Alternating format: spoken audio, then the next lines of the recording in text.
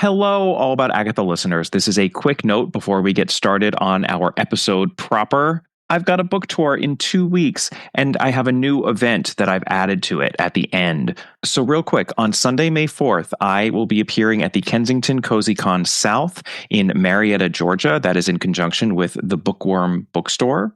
On Tuesday, May 6th, I will be at Fred and June's Books in Mooresville, North Carolina. On Thursday, May 8th, I will be appearing at the Junior League of Richmond, Virginia's 80th book and author event, both a luncheon/tea and an evening event. And then this is the new event on Friday, May 9th. Take note, listeners in the DC area. I will be appearing at People's Book in Tacoma Park, Maryland. Details at my website in the show notes. I hope to see as many of you there as possible. And now let's get to the show. In the cool of the evening when everything is getting kind of groovy. Welcome to All About Agatha, the podcast dedicated to reading and ranking every single mystery novel written by the Queen of Crime, Dame Agatha Christie. I am Kemper Donovan. And I am Sara Hinlicky-Wilson. And no, you have not clicked on the wrong podcast. We've got some special intro music today because this is a special episode of All About Agatha, and not only because Sara is joining me once again. We together will be discussing In the Cool of the Evening by Agatha Christie Mallowan. That's right, Sara is back on the podcast. This is the 4th time that she has made an appearance here on All About Agatha.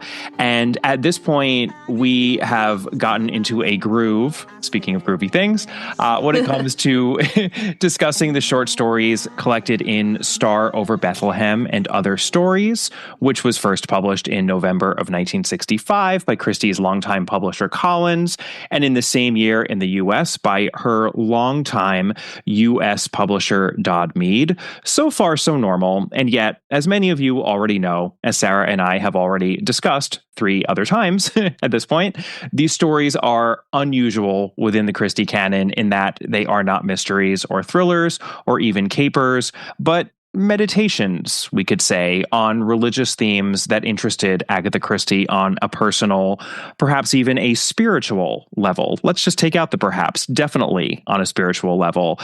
These are stories that spoke to her as a Christian, so much so that she chose to use her quote-unquote regular name of Agatha Christie Mallowan for this book, as opposed to her author name, Agatha Christie. Mallowan had been her last name, after all, since 1930, when she married her second husband, Max Mallowan. And it was as Mrs. Mallowan, later Lady Mallowan, that she worshipped and lived out her daily life. The reason Sara is the perfect person to help me figure out what the heck is going on in these Christian stories. Do you see what I did there? I see what you did there. Is that in addition to being a dedicated agathologist, the Reverend Dr. Sara Hinlicky-Wilson is a pastor and theologian. She is also a writer and a podcaster. Sara just concluded 6.5 years of service at Tokyo Lutheran Church in Japan.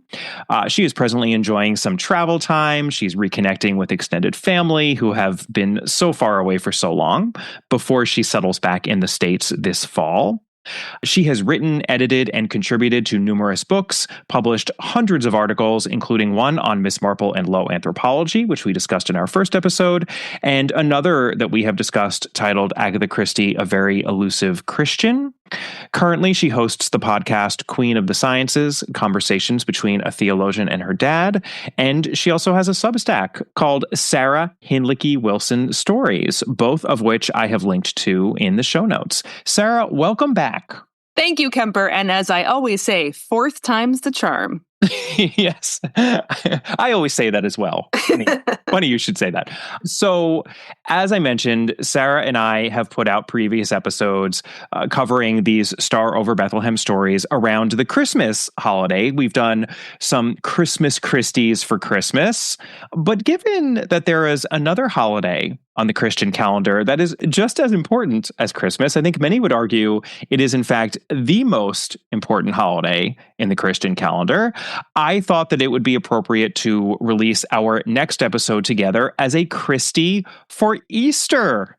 Or more accurately, a Christie for Good Friday, which is the day on which this very episode is coming out. That is not a coincidence. I did this very deliberately, and I'm hoping that this episode makes your Good Friday even gooder. And Sara, I know this is a little remedial for you, but I would love for you to just weigh in on two things. First, if you agree with my contention that Easter is a more important holiday than Christmas, I feel like that is a bold statement on my part. I know we don't really even have to make such distinctions, but I would love for you to weigh in on that.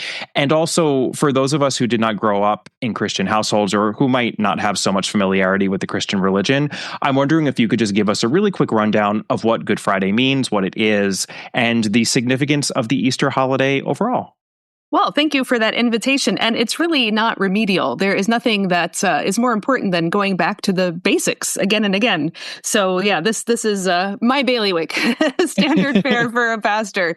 But yes, I don't think you're wrong to say that Easter is more important than Christmas in its theological sense, not necessarily in how people experience it or practice it, of course. But I think it is safe to say that without Easter, there is nothing else. There is no Christianity without Easter, because Easter is the holiday in which we remember and celebrate Jesus' resurrection from the dead. And Good Friday, 2 days beforehand, is the day we remember his crucifixion, death, execution, humiliation on a Roman cross. And those two have to go together. But the thing is, the Romans crucified a lot of people. If you've ever seen Spartacus, that, great blockbuster from the 50s or 60s, you know that they could crucify up to, 6,000 slaves at a time. Crucifixion was in fact reserved only for runaway slaves and political rebels. And Jesus was crucified as the latter. That was the accusation against him, that he was somehow the true king, the king of the Jews, the Lord of all. And therefore they had to, do away with him completely. So if it had just been Good Friday, and there is a certain strain and certain kinds of Christianity that are only Good Friday oriented, I think that is drawing on the sense of somebody dying for you. Self-sacrifice is so dramatic and beautiful. So far so good. I get that. But there would not be a faith, a Christianity around Jesus if he had not also risen from the dead on Sunday as well. So for Christians, that's why everything flows out of there. The crucifixion goes from being the, Xing out of a worthless person, or, it was a way of declaring, like dehumanizing to an extreme degree, saying this person is trash, don't affiliate yourself with him in any way, and reversing that and vindicating this crucified man. And that's where you can move forward then to talk about, well, what comes after that? How does that transform our understanding of what it means to live in this world? What do we hope for?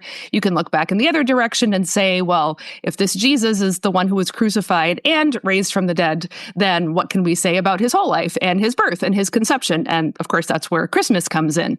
But so Christmas backwards, or Pentecost, the giving of the Holy Spirit forwards, they both flow out of this central Christian belief around the resurrection of Jesus. Thank you for that. That was so well said. I really appreciated that. I'm sure many listeners did as well. It makes a lot of sense. And I do occasionally like to engage in the thought exercise of what Agatha Christie herself would have made of a podcast such as All About Agatha. Yeah. And usually I feel convinced that she would have been so weirded out by it and probably outraged by a lot of it. But I do think that at least one part of her, probably a significant part of her, would be tickled by the idea of a Christie for Easter, given that there are so many Christie for Christmases out there. I think she would appreciate it. I hope that she would appreciate it in the spirit in which we are doing it. And I'm just very happy that we are able to do this today. Great. Yes. And I think that, that faith animates her. So, even if Christmas is easier to depict in a novel because it has so many more elements and traditions and colors and foods, Easter has them too. But even American consumerism has not been able to go very far with colored eggs and baby chicks, thank goodness. So it's a little less obvious on the page, I think, than Christmas is.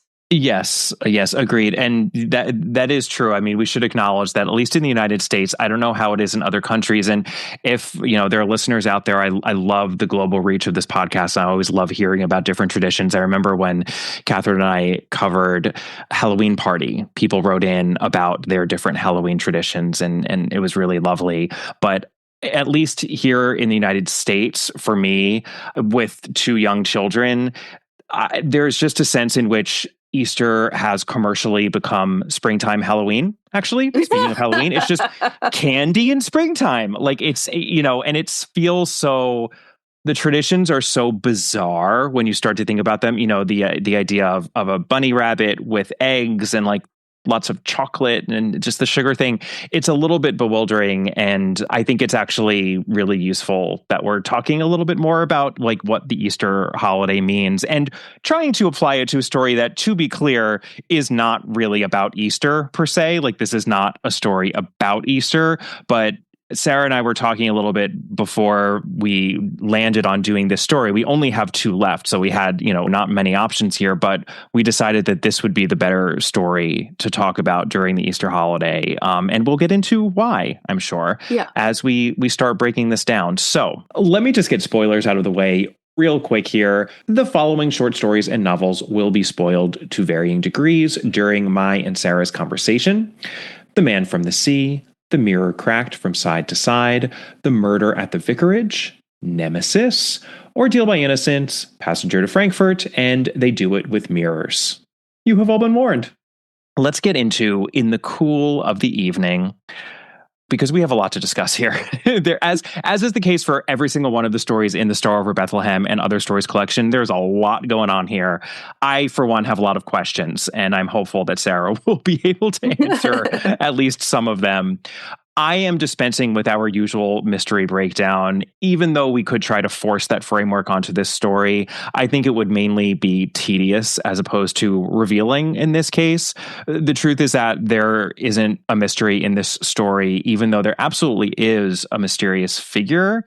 The way I see it, Agatha Christie had one big idea, or at least big point, that she wanted to make with this story, and she definitely makes it, but I'm not sure that she makes it as, I don't even want to say convincingly, but just successfully as she perhaps wanted to. And I think part of that has to do with reading it in the 21st century as opposed to in 1965 when it was first written. This one feels a little bit more stuck in its time to me than most, if not all, of the other stories in this collection. But I am getting ahead of myself.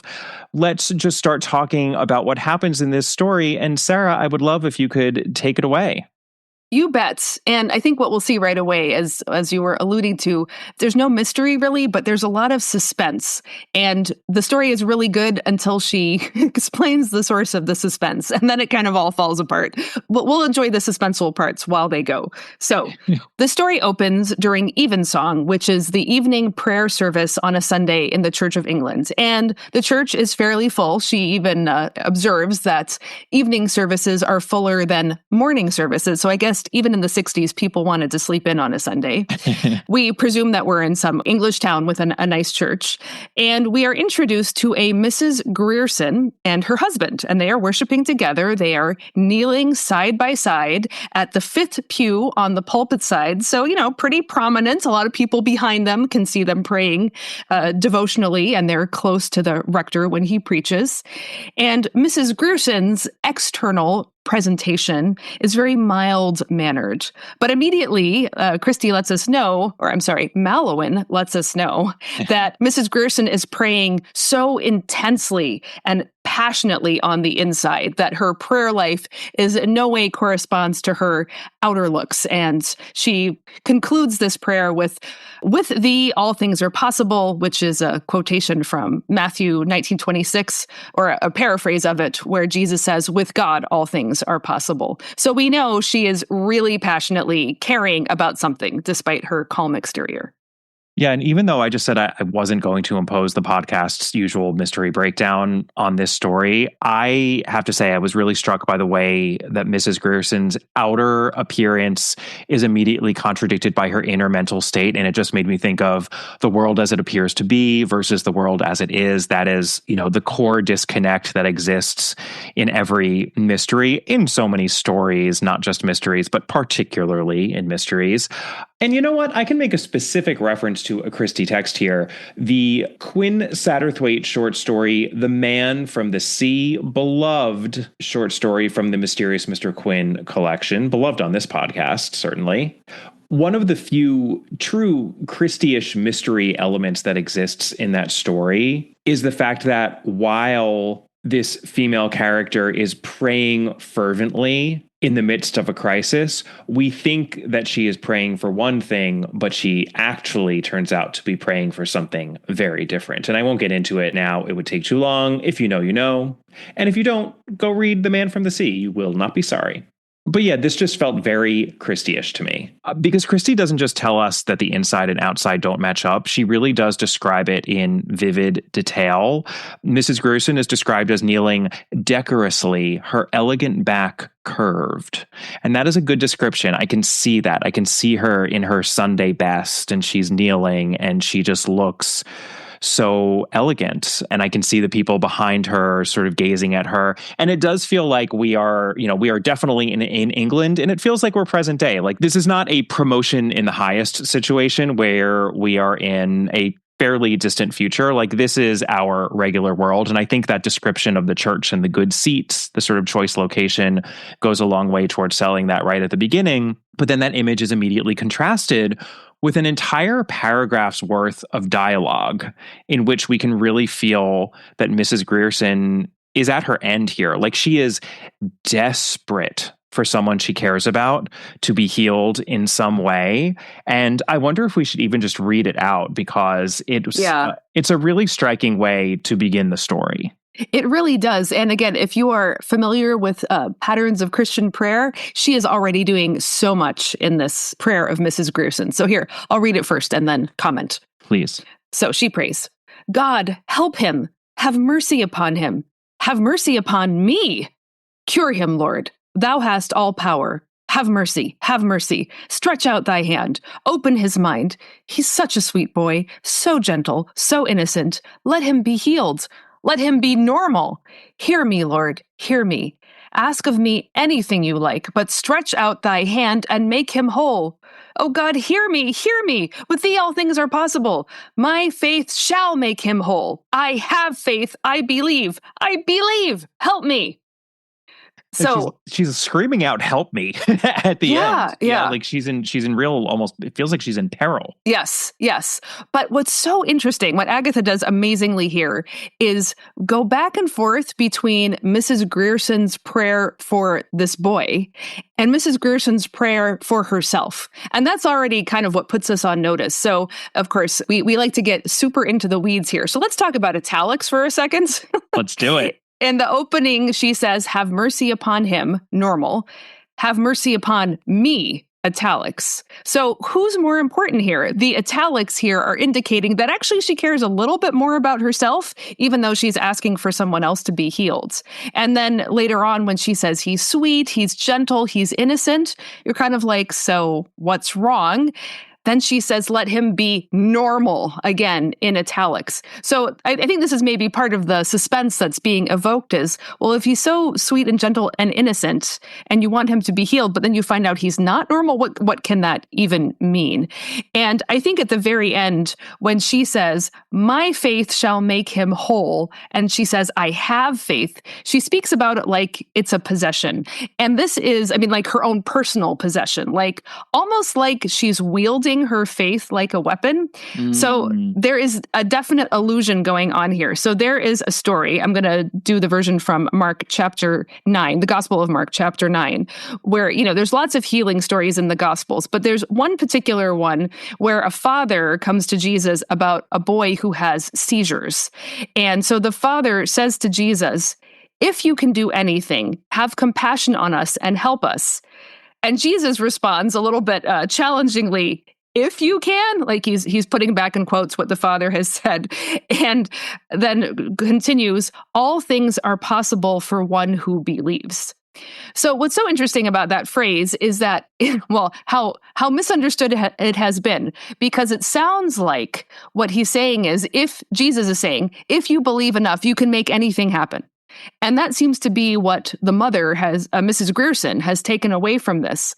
But then in the gospel story, the father of the sick child responds, I believe, help my unbelief. It's one of the most staggering statements about faith in the whole New Testament, that these two exist side by side. I believe, help my unbelief. And he confesses his unbelief. What's very notable in Mrs. Grierson is she never admits to unbelief. She never admits to doubt. She wants her faith to drive through the conclusions she wants. But she is very notably lacking this second confession of the Father's, help my unbelief. And I think that's what Agatha wants us to immediately get out of this prayer.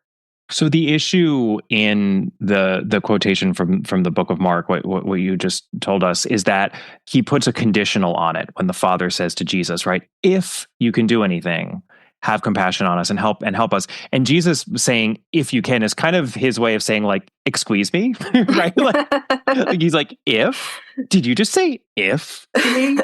Meaning there shouldn't be conditional. So he's pointing out, your faith doesn't seem to be strong enough. And the Father immediately gets it, right? And says, help my unbelief. So the issue, the moral basically being, if your faith is strong enough, that sort of erases the doubt that he's having or the issue that he's having. So the Father immediately picks up on that and looks inward. And that is what Mrs. Grierson seems to be incapable of doing. And we're even getting that literally on, we haven't even finished. To be clear, listeners, we haven't even gotten past the first page yet of this story. We're getting that right here. Yeah, and let me just make one more clarification, though. The whole point of the story, where it ends, is that the Father admits he doesn't believe enough, has unbelief. Mm-hmm. And he actually is not the one who heals the son. It's Jesus who responds to the Father's confession of unbelief, and then Jesus heals the son. So actually, there's no indication here that it is the Father's belief that makes the kid healed. Mm. It's Jesus' power, because Jesus is Jesus, right? He's the one who heals the son. It's the Father's own faith process that's being dissected in this little interchange, not whether or not God can heal anyone. So again, that's what Agatha is going for here, is the question about the boy, if he needs healing at all, much less whether it would happen, is later in the story. Right here, what we're being shown is that Mrs. Grierson is blocking off what she needs to go through in order to get to a point before healing would even be on the table. That's fascinating, because I think that is a fine point that I think a lot of readers wouldn't really pick up on. So that's right. Really, but obviously we've read ahead. we know that this is borne out by the rest of the text to a certain extent, but it's really interesting to me that you can pick up on that just with the sort of linguistic choice there and the allusion to this, New Testament text, which would be very well known, right? I mean, that is definitely an echo that you heard when you were reading it. That's really interesting to me. I mean, this is part of my evidence of how well Agatha Christie knew the scripture, because this is so subtle and so deep. Yeah. This is not what a casual reader would use. Yeah. No, absolutely. And I mean, for me, it's sort of it's a bit of a signal, right? This is a story that actually is about the nature of faith. Yes. And that is profound. And I think that's what we're going to be grappling with for a lot of this story. So let's move on from the first page and try to get a little deeper into this story here. All right. So then a kind of odd thing happens is that we temporarily shift who the, narrating character or whose head we're in. It's a little bit of a, you go there and then go back again. But momentarily we jump over to the rector from the pulpit. And because it's Agatha Christie, I know Reverend Clement is probably a younger man, but whenever I think of Agatha Christie rectors, they're always rather old and white-haired for me. Mm-hmm. Anyway, he's in the pulpit and he is reading out from Psalm 95:10, which I guess is part of the liturgy. I'm not super familiar with the older liturgy of the Church of England. once. But anyway, apparently they regularly say... We forgive you, Sarah. Thank you. Yeah, good. All right. So from Psalm 95, he reads out, "It is a people who do err in their hearts, for they have not known my ways."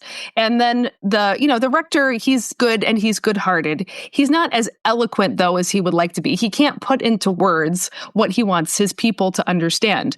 And what he reflects on is that the problem with his flock of Christians is not that they sin obviously, overtly. It's that they really don't even have any awareness of their errors. They don't really know God. They don't know what God is, what he wants, how he shows himself.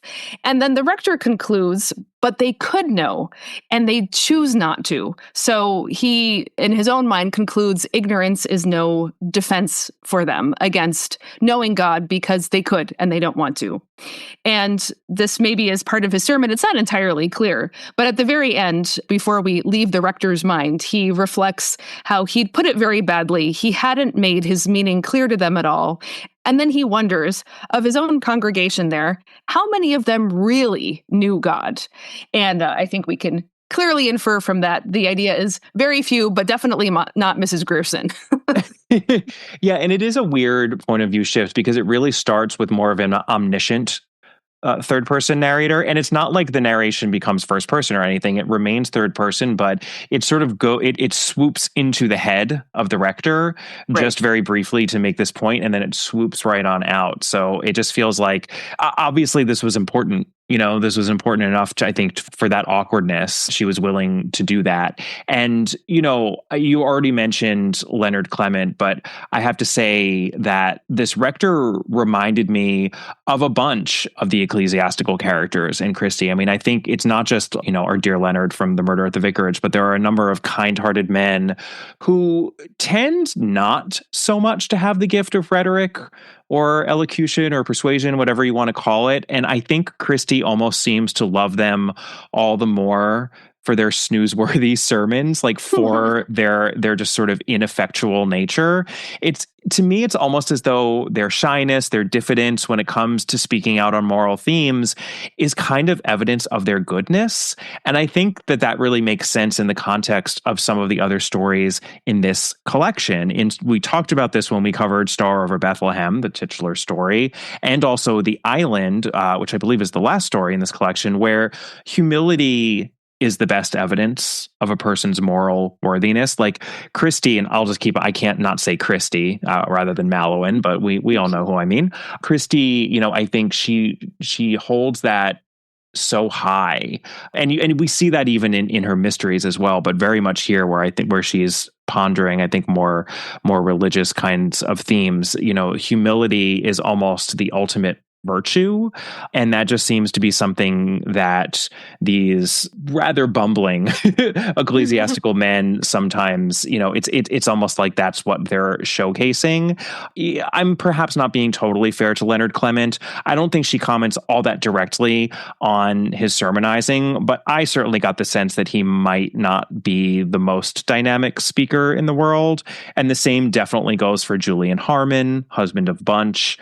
In the latter case, poor Julian is doubly antiquated in that he has old-fashioned manners and ideals, but then he's also literally interested in antiquity, as we can see from the name of their cat, Tiglath-Pileser, to the detriment of his ability to understand the modern world. So, Don't you get the impression that Agatha really didn't like being bowled over, and she didn't like people who just from the sheer force of their rhetoric or persuasion, caught people up? And of course, that would be a different preaching style that probably not typical of the countryside parish of the Church of England, but there certainly would have been more evangelically oriented preachers, or I would imagine some of the Caribbean diaspora maybe starting to come into England. They probably would have had a much more lively and dynamic style. But it seems to me her personality would be much more, she wants quiet, she wants the liturgy to do the work, just a little bit of instruction, but not too much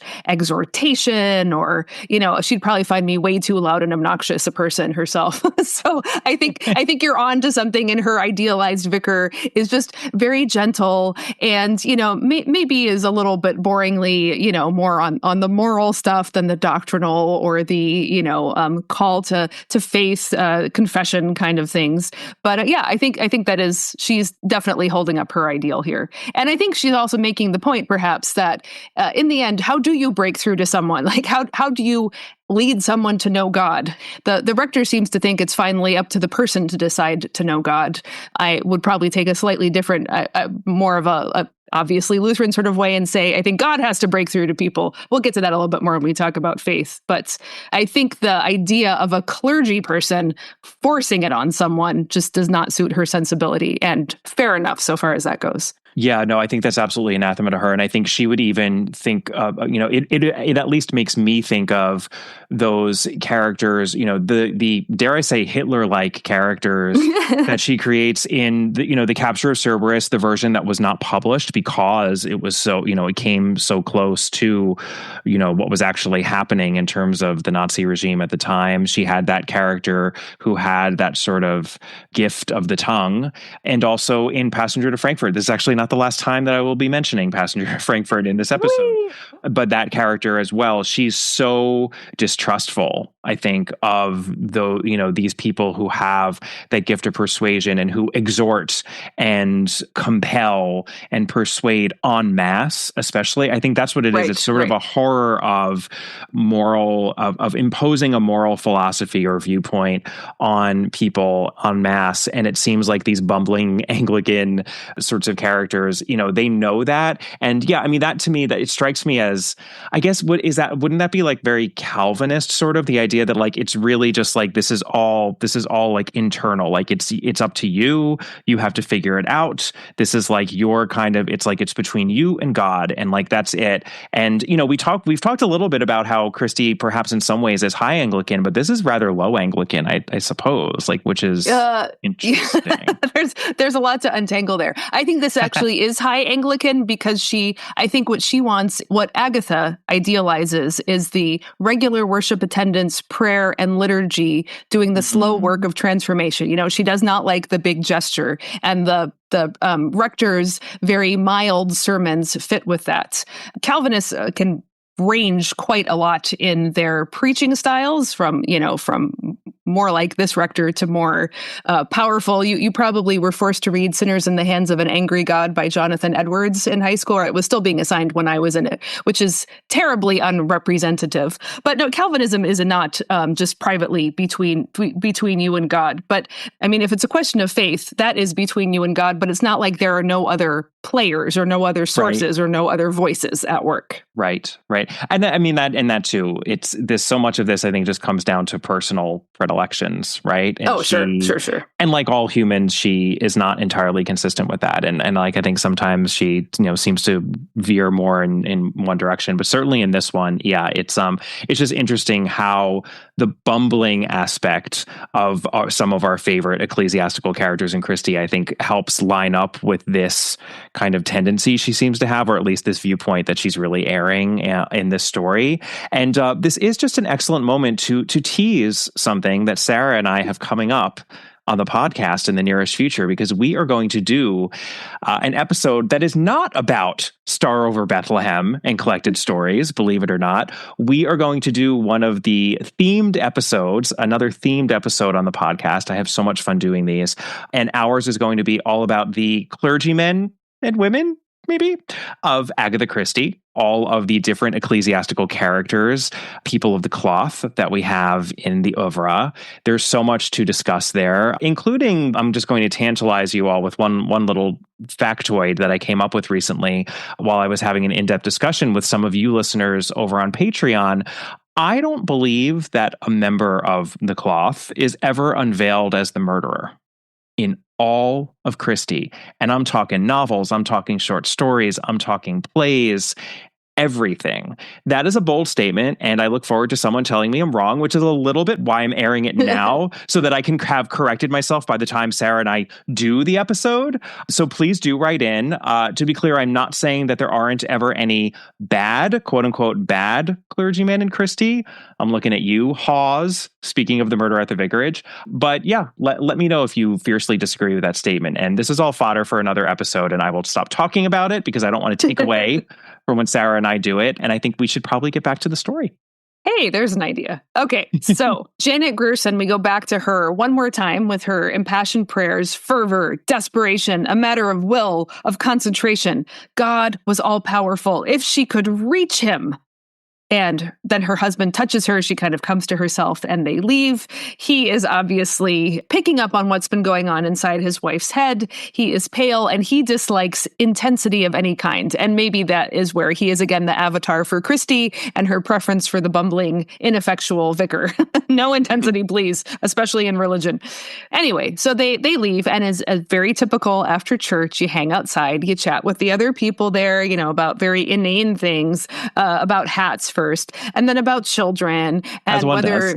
As one does. So there's this new family. They have some kids. Are the kids going away to their nice school or whatever? And one of the newcomer ladies says, "Oh, my son's doesn't study hard enough to get in. He's always into sports." And then this woman turns and says, "Isn't it terrible, Mrs. Grierson, when one's children turn out to be morons?" And of course, she's just slagging off her own son because he likes, football better than studying. And who can blame him? But immediately, this lady perceives that she has said something horribly wrong, stuck her foot in her mouth. There's a chill over Janet. Janet and Mr. and Mrs. Grierson walk off. And then the other ladies say, "Oh, I'm sorry, we should have told you, but the Griersons have a son who they call," and now in quotes, "subnormal, mentally retarded," end quote. And they feel kind of bad that she said this, awkward, senseless thing.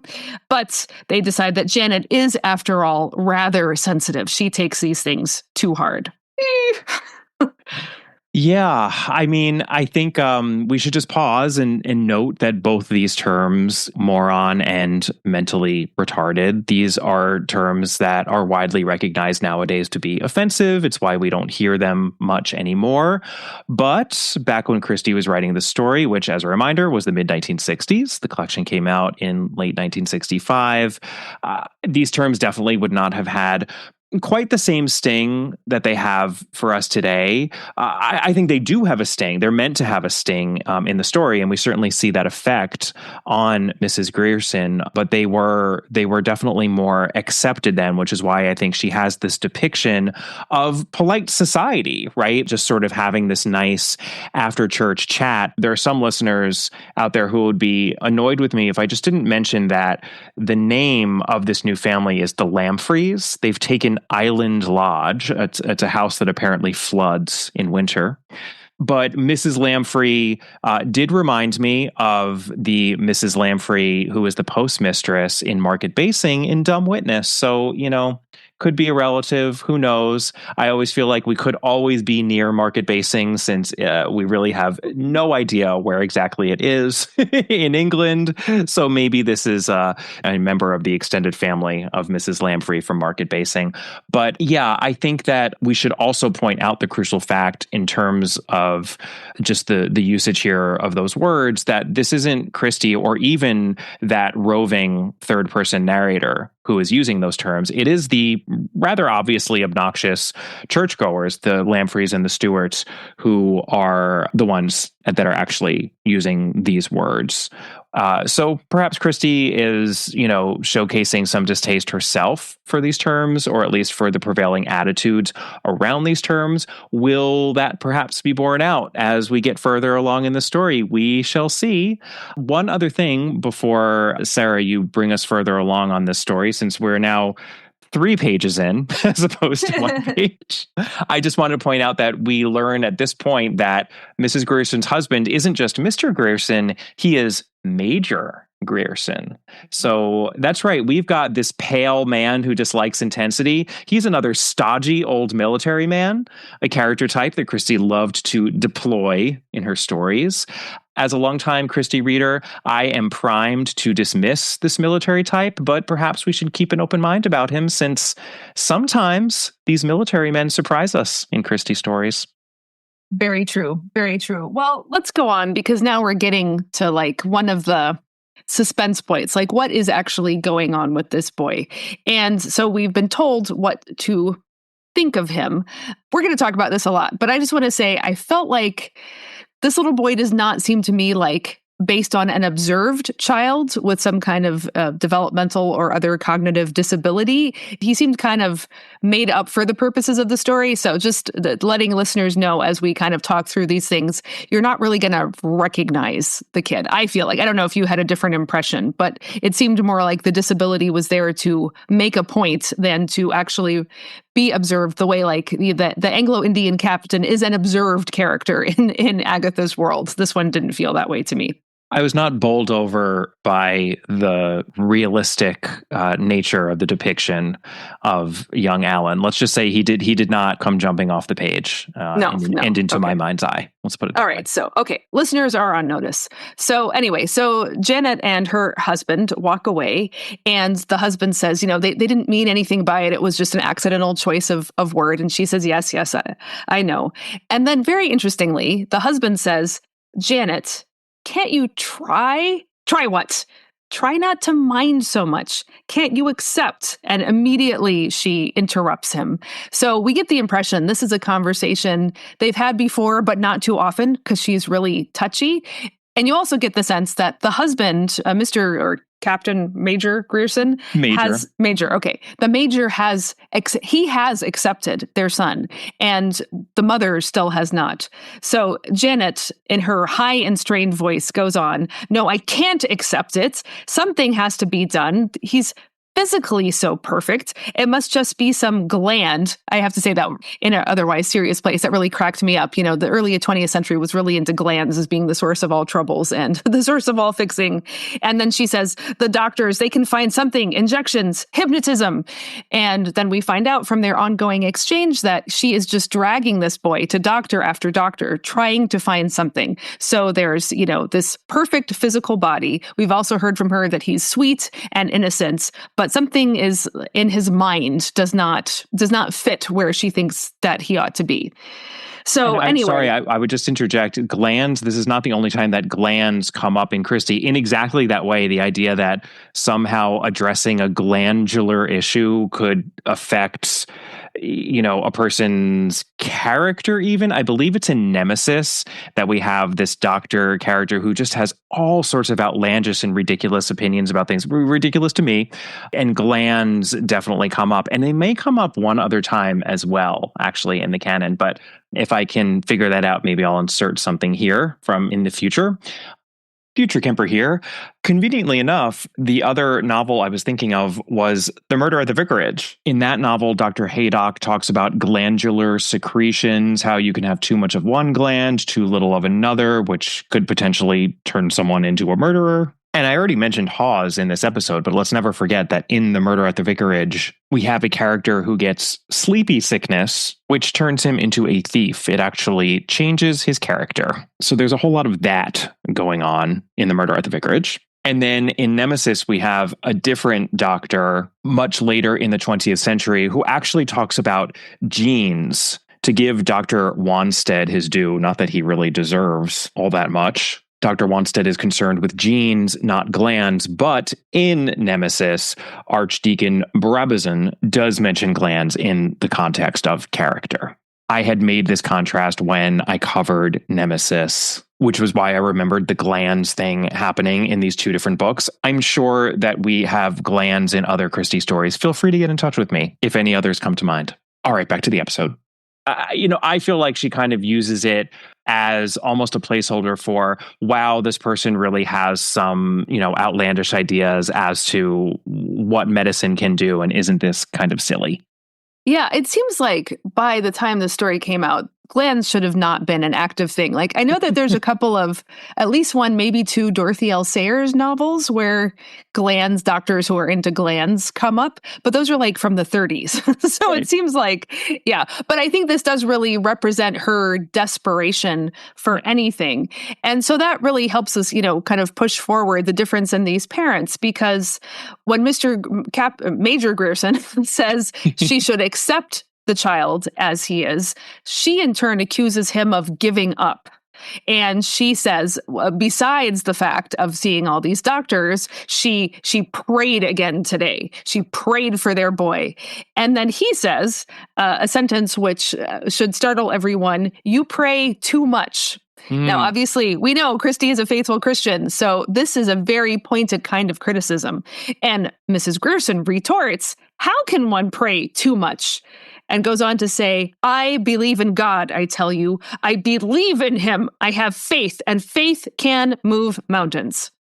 So this is two allusions here kind of crashed together. One is the Gospel of Matthew, chapter 17, verse 20. Jesus says, "Truly I say to you, if you have faith like a grain of mustard seed, you will say to this mountain, 'Move from here to there,' and it will move, and nothing will be impossible for you." Now, I just would like to interject here. Just go ahead and try it. Kemper, I know that you're near mountains, so just have a look. Get one of them to move. Yeah. And but I promise you, if I were looking at a mountain right now, I also could not make it move.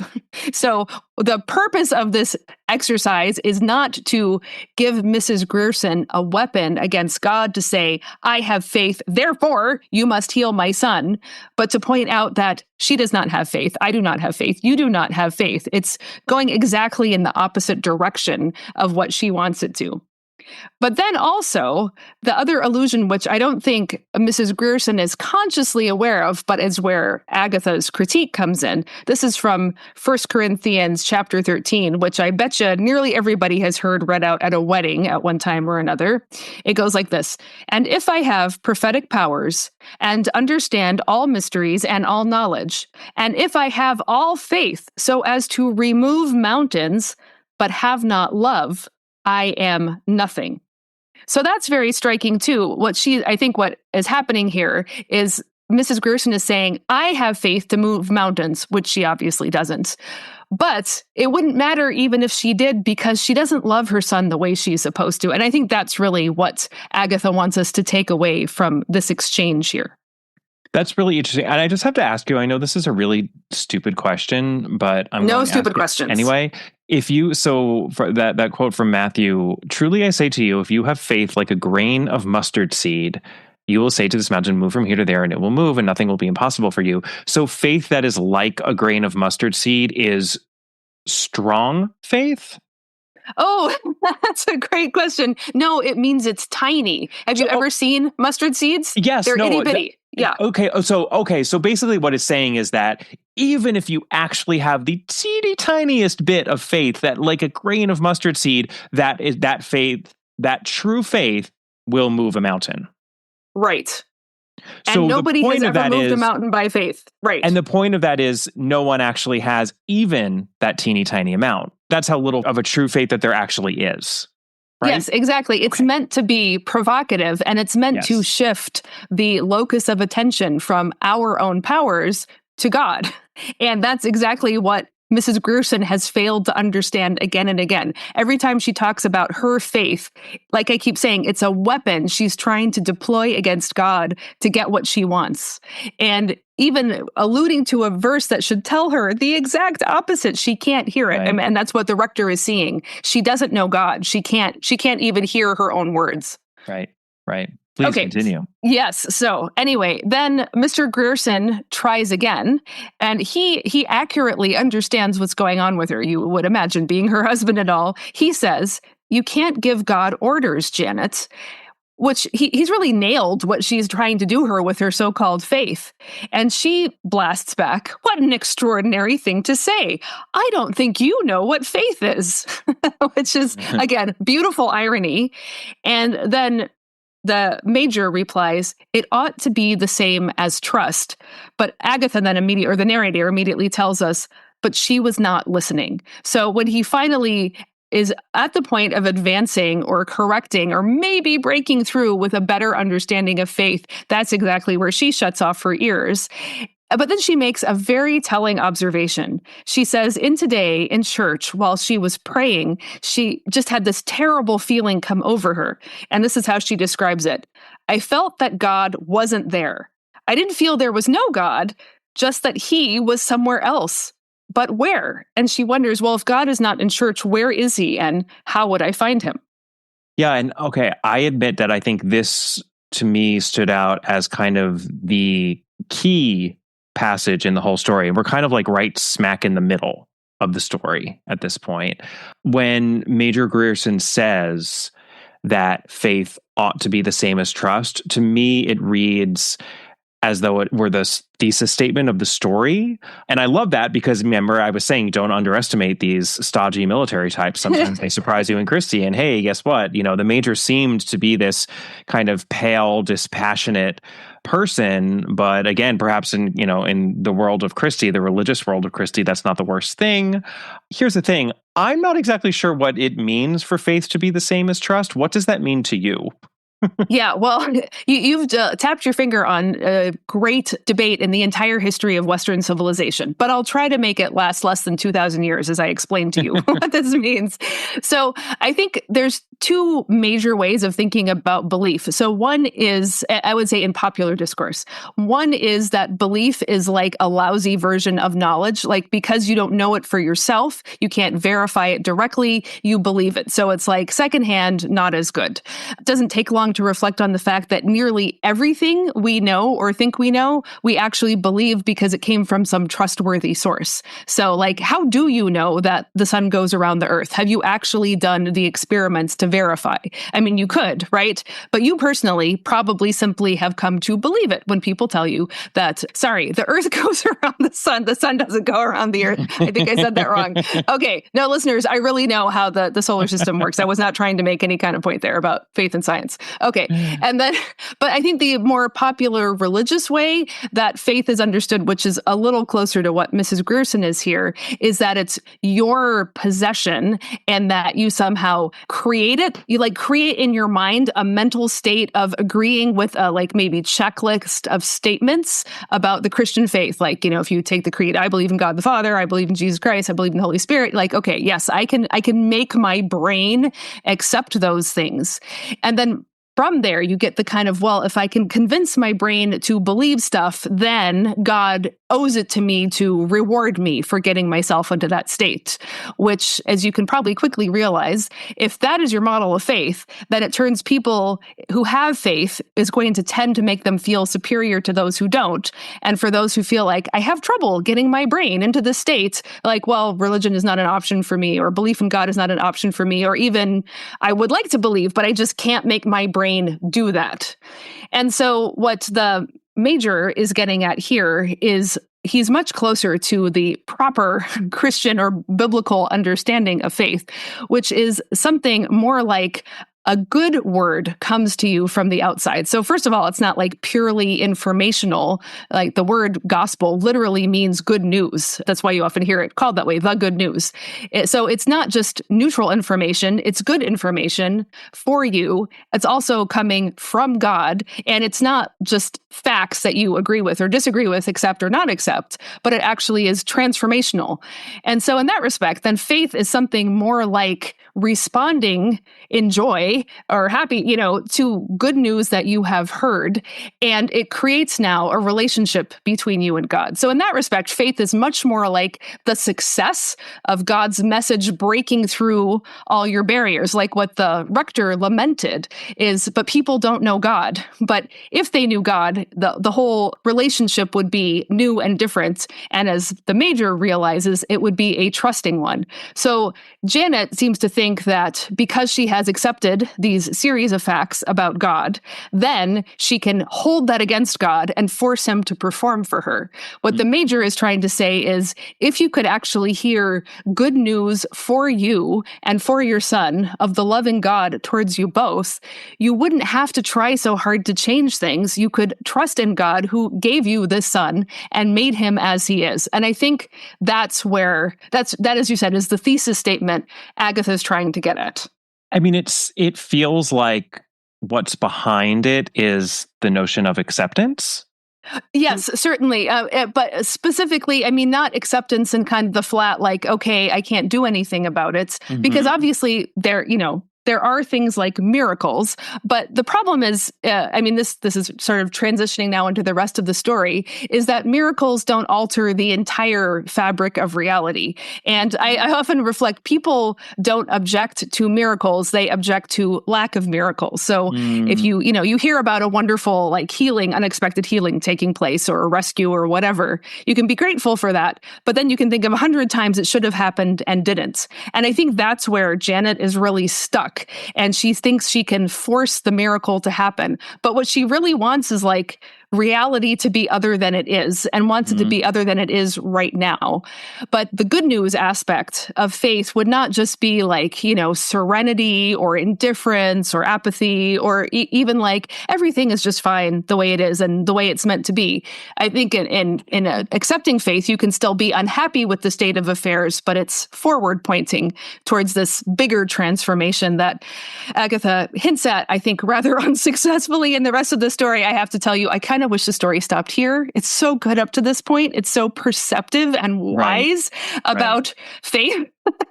But we have to keep going, don't we? So anyway, we do. But did that help the faith trust thing? It does. No, it does. I mean, it's really fascinating to me because I think also, and I say this as someone who grew up like slightly steeped. Well, I don't think you can be slightly steeped, but I suppose slightly touched by Christian ideology. So it's not like that's foreign to me or anything, but it just, as you were talking about it, it's the reason why I said, behind it, I think there is a notion of acceptance, and I totally understand what you mean. It's not a flat acceptance of it's not a static sort of acceptance, but it shows that I think there are aspects of Christian theology that are grappling with the same sorts of issues that you see grappled with in a very different way, but perhaps with not similar results, but a similar attitude in Buddhism, for example. Like I just like when you were talking about it, I immediately thought of Buddhism, and I know that it's so different, and it's not even really a helpful analogy to make. It's just interesting to think about the ways in which different major sort of religious movements we're all humans, right? Like living in this reality, in this world, and religion is hopefully helping us figure out our reality, both what reality means, what it is, and also how to move through it in as productive a way as possible. And yeah, I actually never thought that our discussion about In the Cool of the Evening would have made me think about such profound topics. But this is the beauty of covering these stories with you, Sarah, because yes, unfortunately, the aftertaste of this story has very much to do with what we have not yet covered. So let's just get to it. Let's get to the gritty part. Okay. So after this revelatory but not conversation between the couple, they reach home. Mrs. Grierson calls out to her son, who we discover is named Alan, and he comes running. And we get a little description. He was fair and blue-eyed. He looked excited and happy. And he says, "Daddy, Mommy, look what I found." And he shows them a creature, an animal, that Janet immediately hates, but the father admires. And little Alan says, "See, he's partly like a frog." But he isn't a frog. He's got feathers and a sort of wings. He's quite new, not like any other animals. I call him Rayfon. What? I'm sorry, I can't be the only one who thought of Blinky, the three-eyed fish, and all the various other mutations from the local nuclear power plant in The Simpsons. That's immediately where my head went. And once your head goes to The Simpsons, when you're reading a story from the Star Over Bethlehem collection, it's hard to go back. It really is, especially after this profound meditation on the nature of faith. Suddenly we have a froggy fish or a fishy bird or what? Oh, okay, and it's just going to get worse. So and I should also just point out the book that I am reading this from has the original illustrations in it, which for the most part are quite beautiful. And we've talked about it a little bit on previous episodes, how they're kind of etched in gold and sometimes even just a little bit abstract, but usually quite beautiful. And unfortunately, that creature is actually sort of illustrated. So we have this picture of, do you have that also? Okay. I mean, it's, it's like a frog-headed bird, basically. It's a frog-headed bird. Yes. Yeah. And a very nice line drawing. I mean, the style is nice. But... gorgeous. Yeah. Yeah. All right. Well, let's get through all the weirdness because there's more to come. So Alan lets that little creature go free and they ask what he's been doing. And he says, I've been down at the end of the garden talking to a friend. He helps me name the animals. We have such fun. So one might think, not necessarily, it's really only going back that you get it. The friend who helps him name the animals, it could just be an imaginary friend. In fact, they talk with their housekeeper or something about children, having imaginary friends. Mm-hmm. But if you, again, have the biblical attunement there, the job that God gives to Adam in the Garden of Eden is to name the animals. So you could think something like that is going on. But at this point, it's inconclusive in the narration of the story. Well, I mean, like maybe this is an incarnation of Adam, perhaps. Could be. Maybe. Yeah. I'm just peppering our conversation here with some red herrings. There you go. So I'm desperately trying to not go where we have to go. I know, right? Stall. Okay. So Alan runs off and Major Grierson says, he's happy, Janet. Again, he accepts, she doesn't. She worries about what will become of him, and she's also worried about these animals. We learn that there are more. In fact, they're all about everywhere nowadays, and here it comes, since the accident at the research station. And research with a capital R. It just, it gives me prickles all over, just the worst kind of thing you can imagine of scientific experiments going wrong. And Mr. Grierson says, look, don't worry about it. They'll die out, dear. Mutations usually do. So, look on the bright side. They're not going to survive. And Mrs. Grierson objects, queer heads and extra legs. The major says, well, centipedes have a lot of legs. And she says, but centipedes are natural. And Mr. Grierson says, perhaps everything has to have a first time. So, I mean, I'm sorry, whether you are like a full-bore creationist 6,000 years ago, God made everything directly, or you accept evolutionary theory and say that things evolve over time, either way, new animals do not come into existence by mutations in a research station. So to try to rectify this with that, perhaps everything has to have a first time through chemical or nuclear experiments gone wrong. I mean, nice try, but no, Agatha. You know what's funny? It reminds me a little bit of that moment in Promotion in the Highest when the angels are sort of talking about the hierarchy and how, do you know what I'm talking about? Yeah, right. Yeah, they started out so low. Humans started out so low. They have a long way to go, but they are moving forward. It's a developmental understanding. Yeah. And it's just, it's this... I don't know, this kind of aren't I so clever for thinking outside the box thing? It's yes, Agatha Christie Mallowan, you are one of the cleverest humans I think ever to have been on the face of this earth, but no, not for this one. I mean, this is where, I think even much more so than that terminology that's a little uncomfortable to read. This story to me feels very set in the mid 60s when I think that was a preoccupation of so many people. Just the angst over what's going to happen in terms of nuclear warheads and just nuclear fission in general. And is this kind of, a path that we're going down to our detriment? And how is this going to end for us? And I think you can feel some of that very time-specific anxiety. And, for that reason, it felt to me as though we're definitely not in the year 2000 like we were in Promotion in the Highest, but we are slightly in the future, right? Like we are in the slight future in which there has been one of these awful nuclear accidents and things have, it would take a couple of years for these mutations to proliferate. And, things have gone slightly wrong. And this is where I'm going to bring up Passenger to Frankfurt again, because that book as well is set slightly in the future.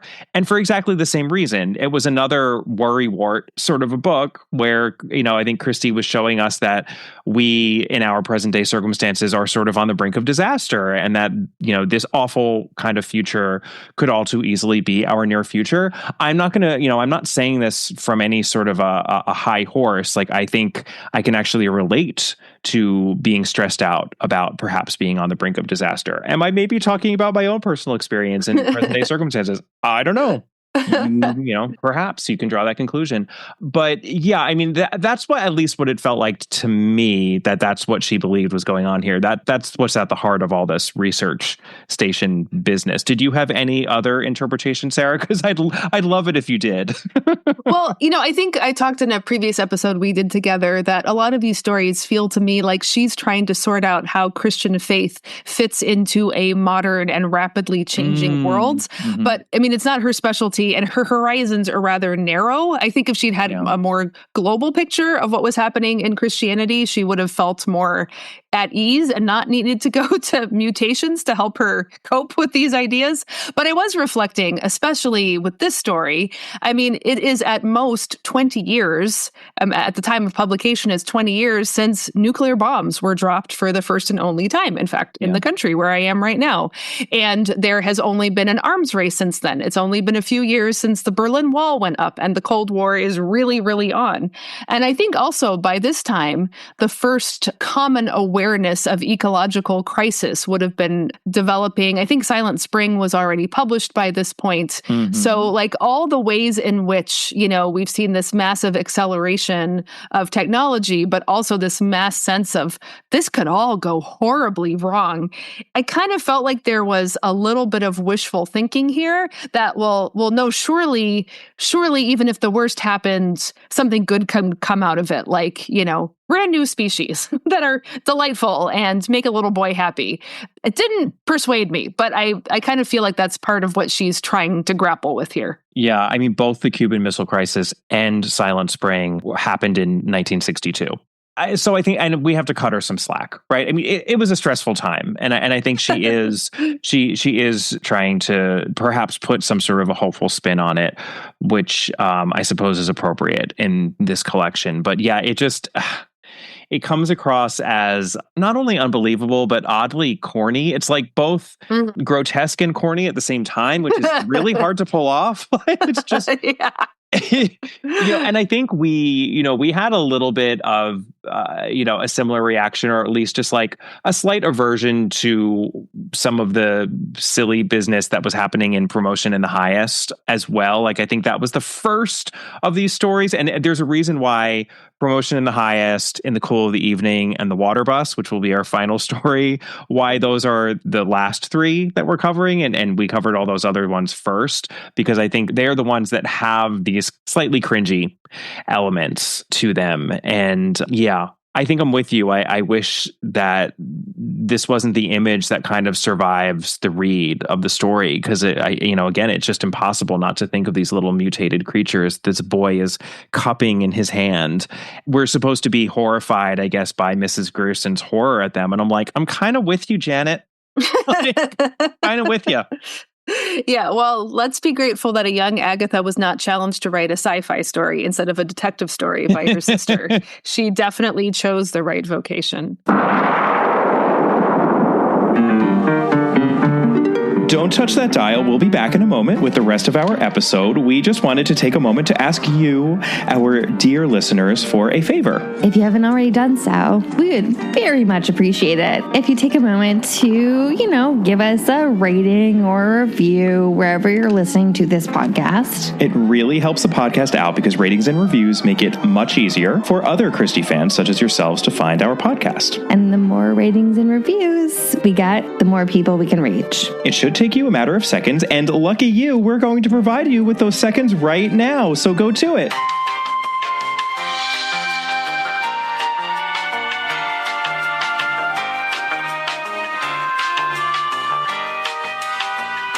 Thank you so much. And now, back to our regularly scheduled programming.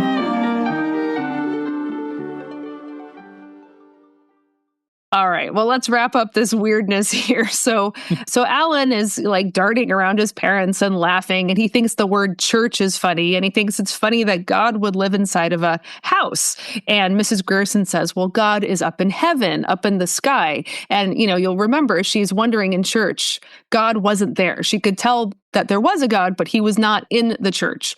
So does she think maybe he's up in the sky, which is, obviously a rather simplistic way of thinking about it. But then Alan, the boy, says, not always. Doesn't he come down and walk about in the evenings in summer when it's nice and cool? And Mr. Grierson says, oh, yes, like in the Garden of Eden. And that's, of course, in the cool of the evening. That's exactly what came to mind for me. That's the name of this story. It's the first line of Spooky, as you played at the beginning of the episode. And I just thought that's actually was the phrasing in Genesis. But then I went and looked up the King James Version because I assume that's the one that she uses. And actually there, Genesis 3:8 reads, and they heard the voice of the Lord God walking in the garden in the cool of the day, not in the cool of the evening. So I went, that's weird. So I have this amazing thing called Google. So I typed in the cool of the evening to see what I could come up with and discovered, no, in fact, it is not the King James Version, but there was a poem by this name by an English poet named Alfred Noyes. I don't know when this particular poem was published, but he died in 1958. So clearly all of his poems were written before then. And so Agatha could have read it.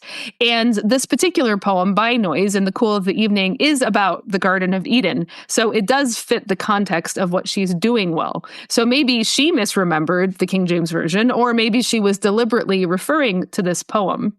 And furthermore, I actually wondered if she was more broadly familiar with his work, because there seems to be a kind of resonance here. He was a late in life convert from just kind of general agnosticism to Catholicism, and he was very interested in questions of science and faith.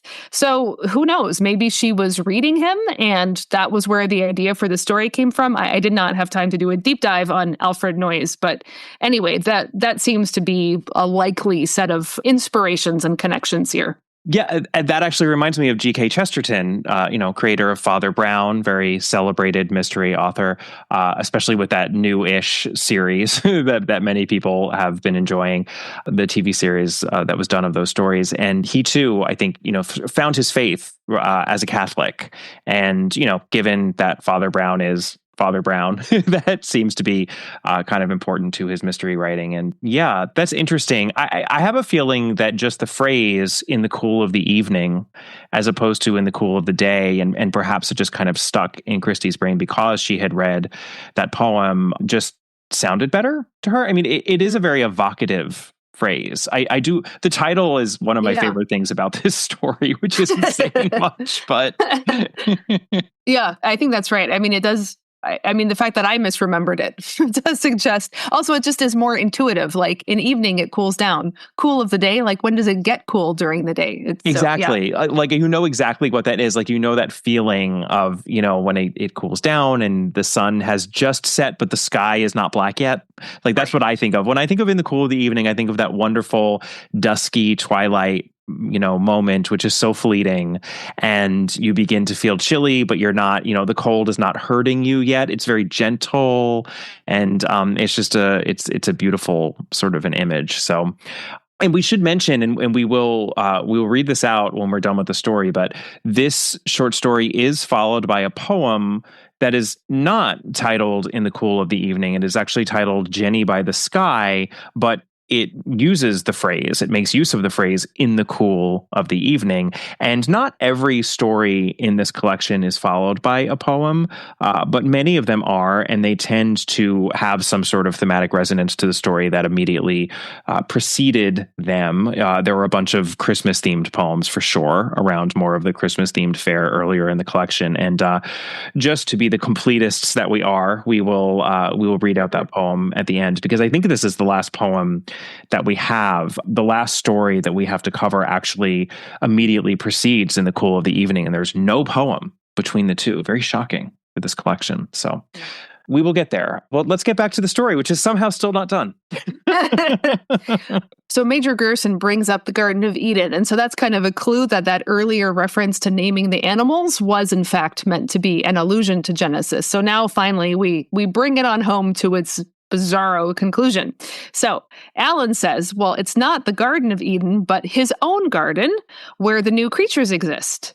But Mrs. Grierson doesn't like this comparison because the Garden of Eden is where God creates, and these new creatures are on account of the accident at the big station up on the downs. This time, S in station is capitalized. So again, big, scary institutional science.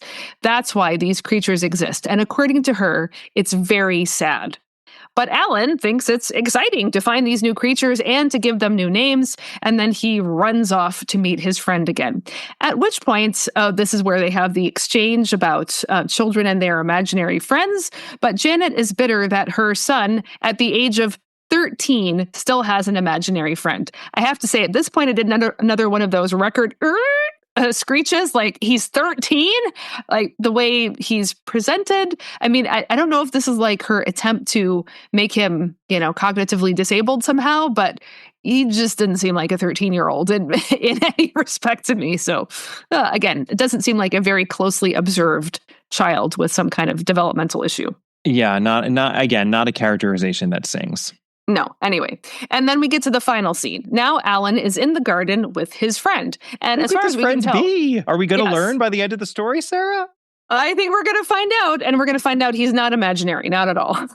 Anyway, so Alan holds up his newest little creature, and he says he's named it Fortior and asks his friend if he thinks it's a good name. The friend says yes. And then he asks his friend, have you got a name yourself? The friend replies, I have a great many names. Alan, is one of them God? Friend, yes. Alan says, I thought it was. You don't really live in that stone house in the village with the long thing sticking up, do you? Obviously an allusion to the steeple. And God, the friend, replies, I live in many places. So he doesn't say yes or no about the church.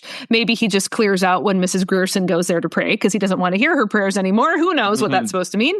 And then the final line of the story is the friend, God, saying, but sometimes in the cool of the evening, I walk in a garden with a friend and talk about the new world. And new world is capitalized, but it clearly doesn't mean the Americas. No, and I mean, again, not to bring up Passenger to Frankfurt a third time, but that made me think of all the Christie thrillers where these political ideologues who want to create a new world order, and they talk about, a new heaven and earth, and we get lots of capitalization. And the only time that Christie buys into that sort of a notion is when it comes from God. But here's the thing. Let me just get this out of my system now. Yes. That's why this is so frustrating, because this is pointing towards what Christians call eschatology, like the last things, the promised transformation of heaven and earth, of our own bodies through the resurrection. But it's a you can't get there from here kind of thing. There's a reason why dying happens before resurrection, that there is an unbridgeable gap that only God can cross. So in this story, to somehow use the research station up on the downs and its horrible experiments gone wrong to create new creatures, and then draw a line between that and this new world that God will create, like, it doesn't work at all. And this is, I would say, like the biggest flub, Christianly speaking. And we've seen what a careful and attentive reader of the Bible she is and how steeped she is in the liturgy. I just don't really see how she did this or why she did this. It does not at all fit with Christian teaching, but also it's a bad story and a bad conclusion. It's bad at this last bit. So it just fails on so many levels. You can tell I'm speechless with outrage. And kind of an Easter flub, right? I mean, because what you're talking about, this whole the idea that there's a death, there was a resurrection, but that's Jesus, right? Like that happened. Right. want. Well, like even Jesus' resurrection, like people often misunderstand it. It's not a resuscitation. So there are miracle stories where Jesus brings back from the dead people who have like recently died, or Lazarus was in the tomb for 4 days. That's the longest out it gets. But Jesus is not resuscitated, because all the people that Jesus, quote unquote, raises from the dead will die again someday. They're not on the other side of death. What Christians have always believed is that the Jesus they encounter after the resurrection is the first fruits of a whole new creation. It's something that has some recognizable similarity to the earth now, but it's not like anything that can happen here. So again, it's just, it, as you correctly said, it completely misses the Easter message itself, which you'd think that Christie would know really well.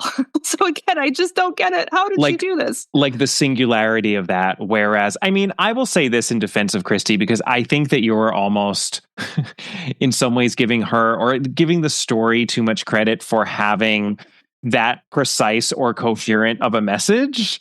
I think there's a vague, I dare we even say slightly lazy allusion being made to something like that here, vis-a-vis these animals in the research station. Fortier, by the way, is described as, I just had to pull this out, a rabbit who was not quite a rabbit, but something rather different. I don't want to think about that too much, or else I'll be having nightmares. Like, what's sticking out of that rabbit? But I mean, I do think that the broader takeaway is, what we get in the end of the first half of the story before we meet Alan, and that is the nature of Mrs. Grierson's faith and her misapplication of it, her misunderstanding of it. It's the wrong type of faith, or however you want to put it, that she doesn't get it, even though in her mind, she is devout, right? Like she is devout because, and I love the way that you broke it down. I've never heard it broken down that way before, in terms of there being two different kinds of faith. And one is like check boxes faith. And then the other one is sort of almost like relational, like you're entering into a relationship. And that's why faith is like trust, because, right? Is that fair to say? No, it's dead on. Well done. But that's, I mean, that's profound. And I think it's, to me, I think if we're going, let's choose that to be the message of this story, because I do think that she's getting at that. And she unfortunately gets a little gummed up, I think, with the research station animals. And I will just say this too, because I don't want to shy away from the ugliness of this. I think that in a way, she's also in the second half of this story trying to make an analogy between the research animals and Alan himself. Because really what she is also saying is that Mrs. Grierson, in the same way that she finds these mutated animals to be disgusting, she has the same misapprehension when it comes to her very son, right? Like her beautiful, physically perfect son, who she can't appreciate as his father appreciates him and just be happy with what she has. She can't accept, she can't trust. And she just wants more and more and more. Like, no, it's not enough that he is who he is. He needs to be, quote unquote normal, and this is going to be fixed or healed somehow. And yes. I think you're right that that's what she's trying to do. And I think the reason the story makes me so mad is because literally until that point, it's such a good story, and then this attempt to, I don't know, it feels like it's 3/4 a brilliant story and 1/4 a half-baked story with a very poor analogy. So I think if the first 3/4 hadn't been so great, I wouldn't be so mad about the last quarter.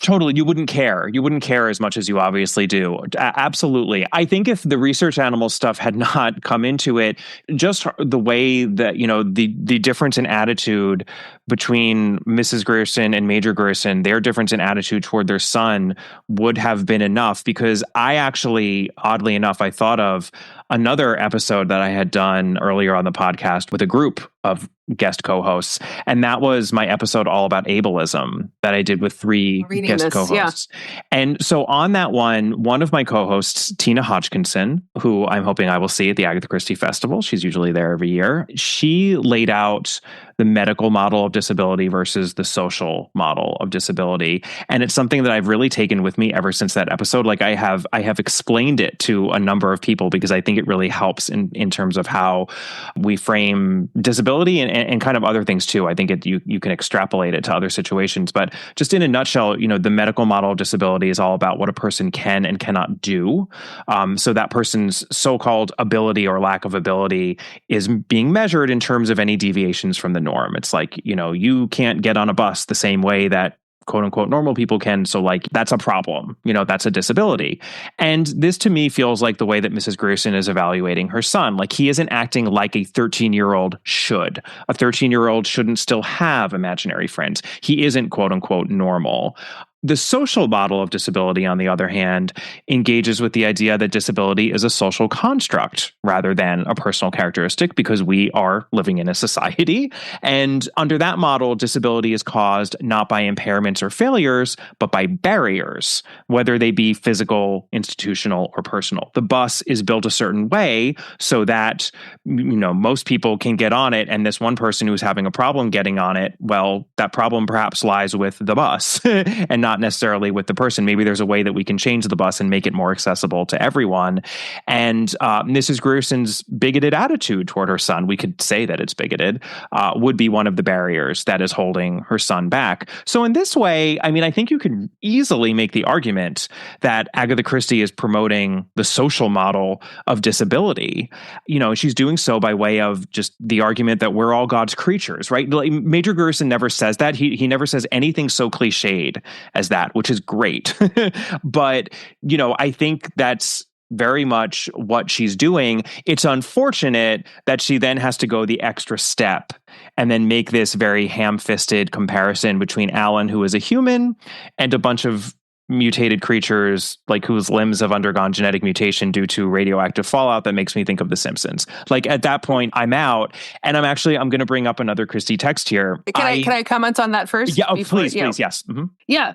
So clearly, Christie would not have consciously those models of disability in her mind, but it does call to mind like two sources in Christian, thought or tradition that if we're going to be most generous in interpreting the story, I think that's what she would have been drawing on. So the one is, again, if there is a death and then resurrection model, then what that implies is that every creature right now is basically in the same condition, that we are all mortal and futile and going to die, and everybody goes through a transformation in the life to come. So there's a radically leveling effect in that eschatological hope that would mean any difference from, the long distance marathoning athlete to the person in the wheelchair is not really a meaningful difference in light of what is to come in the resurrection body. So that's like one thing I think she could be drawing on. And then the other thing is the long Christian charity tradition, which not like in the sense of an organization,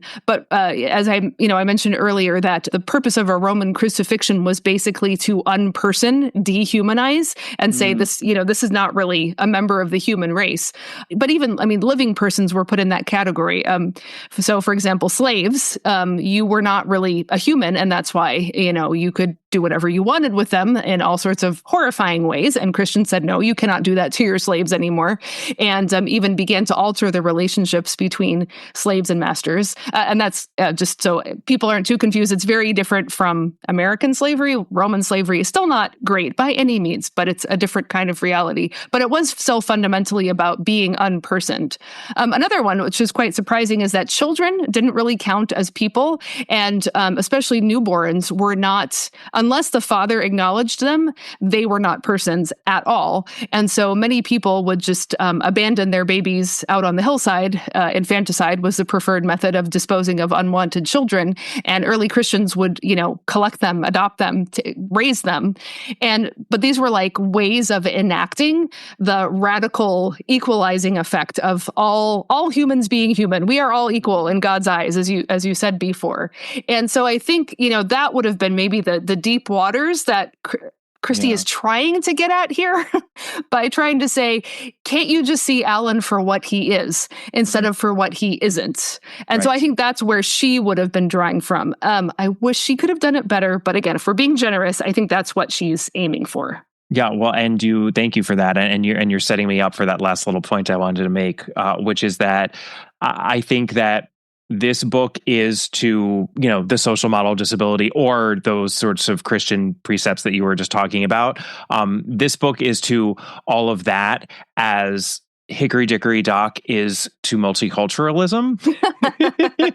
It's sort of like the message that Christie is striving to convey is actually quite forward thinking, dare I say progressive. I think in both instances, we don't have to make a value judgment on that. I'm kind of making a value judgment on it just for me. And I like that. I like that in both of these instances.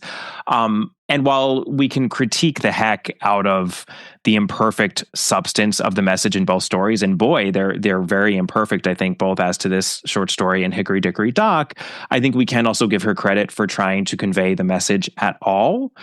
What I'm basically saying is her heart is in the right place. Like I'm not mad at Agatha Christie or even Agatha Christie Mallowan. It's just that it perhaps could have been done a little more deftly.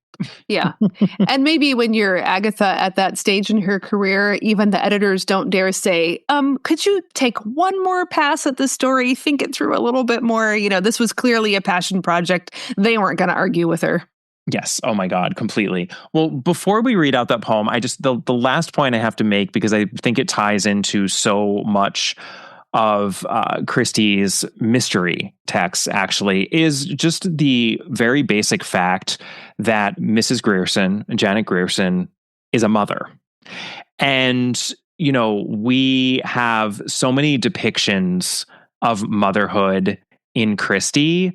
And I think in some ways, Janet Grierson falls into the familiar model of yield, possessive mother in the Christie canon. A mother who it's like her love is of a certain type, right? As we've been talking, but she has this intense and overpowering love and yearning for this child. And it's stifling. It's stifling to him. It's stifling to her. It's stifling to her husband. And it's really not good.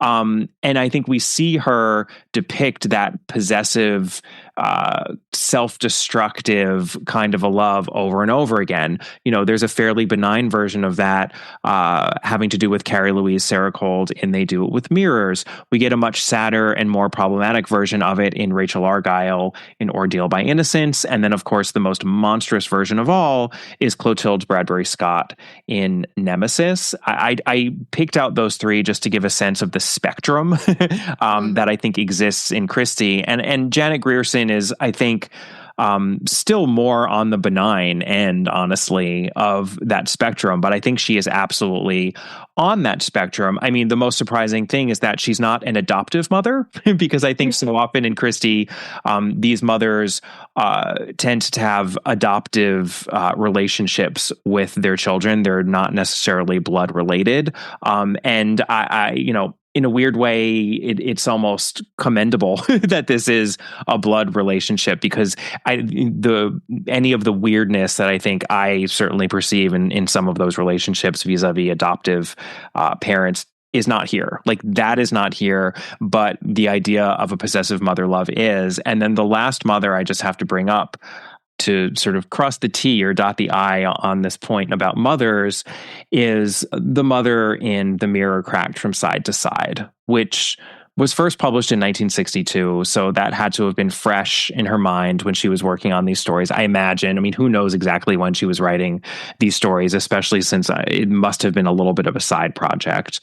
And I don't want to overplay the connections to be made between this story and The Mirror Cracked from Side to Side, but absolutely there are some parallels to be drawn between Janet Grierson and Marina Gregg. I mean, Marina Gregg's life was, in her mind, ruined by giving birth to a baby who deviated from the norm. She had, she had German measles, and her baby had all these developmental problems, and it was devastating to her. And then that set her down a path of having very problematic adoptive relationships with children who she essentially abandoned and just did not do very good things when it came to motherhood, and just had a very tortured kind of an existence as a mother. in a couple of different ways. And, even though Marina Gregg turns out to be the murderer, I think you can feel that Christie has a great deal of pity for her. And to me, it feels like she has a similar attitude toward Janet. And, I'll also be honest with you, that is the other thing that leaves me with a slightly sour taste in my brain after finishing this story. The fact that I don't think she really has any respect for Janet Grierson or admiration or even all that much sympathy. And maybe it's just because I can so easily vibe with Janet's response to the mutated creatures. But I'm a little bit like, can we cut this woman some slack? Like, I don't know. Like, we're supposed to be so down on her, I think, in this story. And I'm not there. I'm not there with Christie, but she does at least have some pity. Perhaps it's a little bit, dare I say, patronizing. But yeah, I'm just curious what you think about all of that. It just got me thinking that you got to do a Mothers of Agatha Christie episode. Top 10 worst, top 10 best. Do you think maybe she's as obsessed with mothers as with love triangles? I mean, I think that would be or even that might be the point of comparison is what matters to her more. Because you're right, mothers are such a thing with her. And it almost seems like nowadays we're much more obsessed with problematic fathers, but fathers are pretty okay in her worlds. It's mothers who are the problem. So that got me one line of thought there. But yes, with Janet, I mean, what is she critiquing? Janet as mother or Janet as Christian or self-understood faithful person? And I think textually, the criticism is more oriented toward her misapprehension of faith and maybe her failure. I think maybe the spiritual point here is every comfort is available to her and she won't or can't take it. And it's anyone's guess whether it's more won't or more can't. But she clearly has this delightful boy that her husband has no trouble enjoying, or their housekeeper either, or God hanging out with them in the garden. And she could take the lessons offered to her by the liturgy and scripture about the nature of faith. And for whatever mysterious reason, she can't get there. And in that respect, I think pity is the right response. And maybe she could be a little more sympathetic. Of course, when it comes to the creepy crawlies, I'm totally on Janet's side. No, that's weird. That's horrible.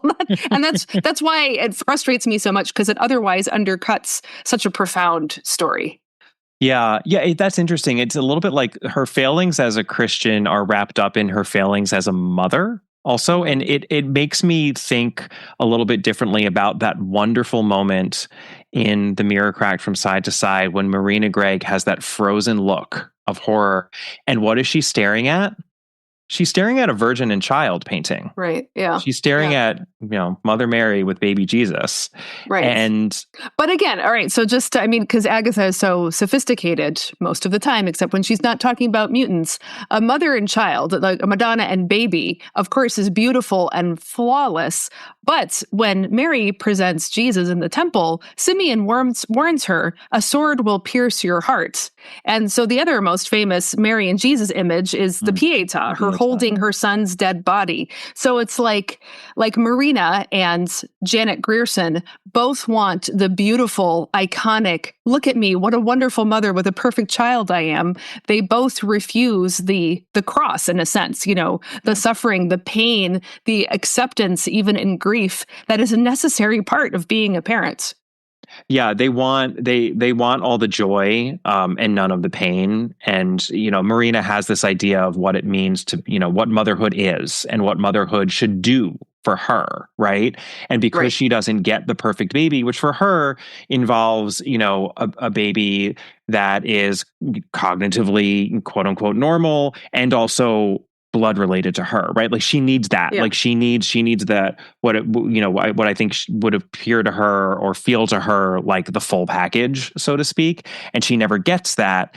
And because she can't accept what she does get, which is quite a lot, actually, that's kind of her downfall. I mean, in a weird way, it's a similar trajectory to Yeah. what happens to Janet Grierson.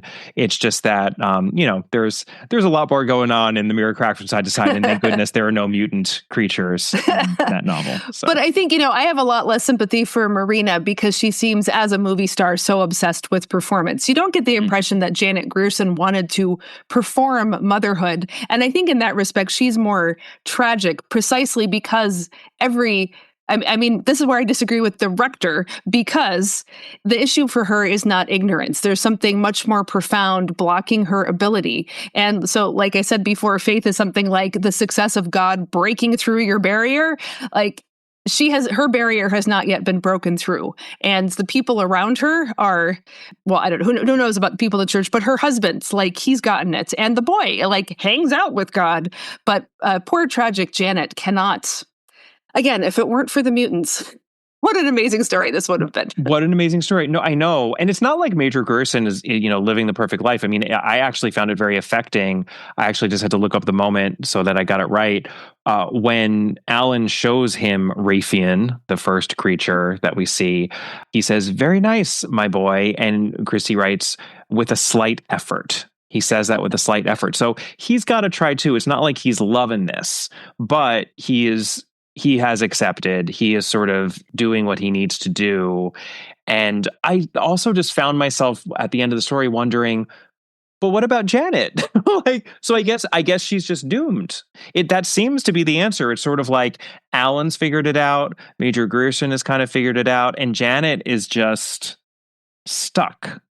Well, I think at the moment of the story, she is, but it doesn't end there. While there's life, there's hope. And so, I don't know, I guess at the end, I'm like, well, God, why don't you stroll up from the garden into the house and take Janet aside?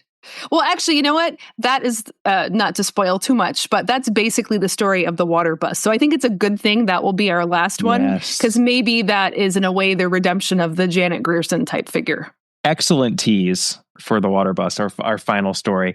All right, let's just mosey on over to the poem following this short story, Jenny by the Sky. And would you do us the honor, Sarah, of reading this out? I would. Actually, this is my favorite in the collection, the Star Over Bethlehem collection, because I don't really understand it. And the others are so on the nose. Yes. That this one, so we'll try to see if we can figure out what's going on here. So, okay. Jenny by the Sky. Come down to me, Jenny, come down from the hill. Come down to me here where I wait. Come down to my arms, to my lips, my desire. Come down all my hunger to sate. But Jenny walks lonely, her head in the air. She walks on the hilltop, the wind in her hair. She will not come down to me, loud though I cry. She walks with the wind, upturned face to the sky. In the cool of the evening, I walked in the glade, and there I met God. And I was not afraid. Together we walked in the depths of the wood, and together we looked at the things we had made. Together we looked, and we saw they were good. God made the world and the stars set on high, the galaxies rushing, none knows where or why. God fashioned the cosmos, the universe wide, and the hills and the valleys, the birds in the wood. God made them and loved them, and saw they were good. And I have made Jenny to walk on the hill. She will not come down to me, loud though I cry. She walks there forever, her face to the sky. She will not come down, though I call her. She will not come down to my greed. She is as I dreamed her and made her, of my loving and longing and need. With my mind and my heart I made Jenny. I made her of love and desire. I made her to walk on the hilltop, in loneliness, beauty, and fire. In the cool of the evening, I walked in the wood, and God walked beside me. We both understood. Beautifully read. Thank you. I just have to say, first of all, that the layout of this poem, which one cannot appreciate when it is being read aloud, I think could be significant in that the first stanza, all the come down to me's, are italicized and the sort of left justified, as is the next stanza. But then we sort of tab in on the right, and it feels like we're almost now communing with sort of a different presence. And as you said, I'm actually really not sure what to make of this poem. And that is refreshing, because I think most of these poems, it's sort of like, we had a story about the naughty donkey and like the three wise men came, and then the poem is kind of about the three wise men, and like, okay, that's nice, but there's no mystery there. There's no intrigue. And I think there is a lot of mystery and intrigue here, because it's interesting to me that the speaker, the sort of narrator of this poem, to me presents as very godlike, talking about creating Jenny and these sorts of acts of creations, but it's very clearly not God, because God then is mentioned as another entity, and an entity that this narrator even walks with, just as we saw Alan in the story, this human boy walking with God. What do you make of what's happening here? Well, I have several theories. I'm not sure they're all commensurate, but we'll see what we can do.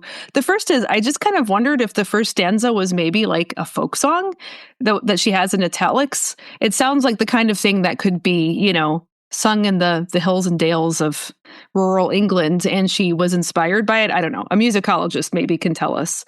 But then, yeah, or it sounded a little bit like the that poem, The Highwaymen, like just something like a little like romantic, almost like sexy, kind of.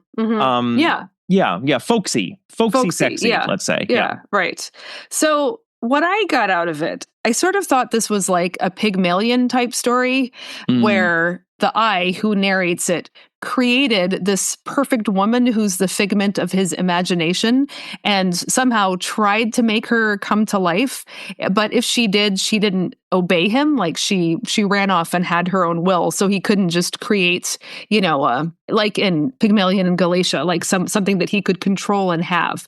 Like the line says, "She will not come down to my greed," even though he made her out of his loving and longing and need. So that's a little bit creepy, and maybe it's because we live in a different technological era where you can make an AI boyfriend or girlfriend, and like there's just something a little unhappy and unsettling, like go to the pub and meet a nice girl, what's wrong with you? But at the same time, there seems to be this she seems to be okay with the narrator of the poem a little over-identifying with God, like God created the cosmos and I've created Jenny, and they're parallel acts. But maybe the point is that creation breaks God's heart, through sin and alienation and estrangements and death, right? And so in the same way, the non-compliability of Jenny breaks the narrator's heart, which is what I guess this final line, "In the cool of the evening, I walked in the wood and God walked beside me," we both understood. So both of them are like heartbroken over their creations, not loving them back. But again, if this is what's going on, then it really fits with "In the cool of the evening," the story, because it's another really bad parallelism. Like Alan and mutant animals, God's heartache over alienated creation versus incel fantasizing about perfect woman who won't come and wash his socks for him. I just can't quite... But on the other hand, maybe I'm trying to get too much of a narrative out of it. Like I said, it's evocative, and I like it the best precisely because I can't quite pin it down. But if that's what she's going for, once again, nice try, not quite. I mean, it's funny. I had a slightly different takeaway. I won't even call it a takeaway, because again, I'm not really sure what this poem means, and I'm perfectly happy to exist in that state of confusion. But to me, it feels like this narrative voice, this presence who is communing to some extent with God, and in even daring to compare himself, let's just say himself, there's no gender here, but it seems like a dude, let's be honest. Yeah, it does.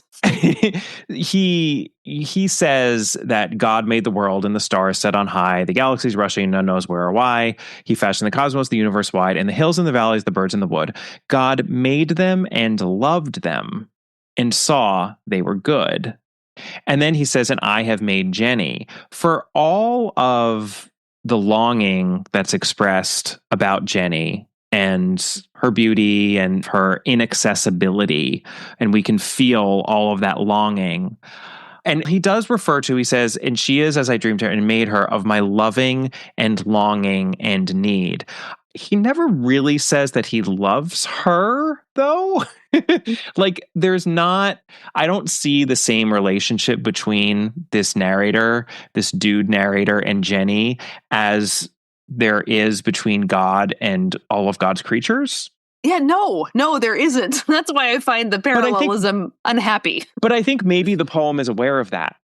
I think maybe the poem is aware of that, and that this is why Jenny and the narrator are never to be. But in the end, God is there for everyone, right? And so who is this sort of cold presence who is, trying to craft this woman and entice this woman to come down, and who doesn't really seem to be making himself vulnerable or approaching her in any sort of an equal footing, or, what have you. That person still walks in the cool of the evening with God and feels understood by God. Yeah, that's more charitable. I can see that, because God doesn't give the narrator what he wants, because God presumably could force Jenny to come down and be there, but he doesn't get it. And yet there's a kind of sympathy from God, like, I get the desire to create something and have it. So there's kind of a charity towards Jenny in not having to become the love slave of the poet here, but also charity for the poet who wants something so badly and can't have it. Yeah. So I would say that's the best spin we can put on this odd poem. But it is evocative. I will give it that, even if I'm not crazy about what I think the story is.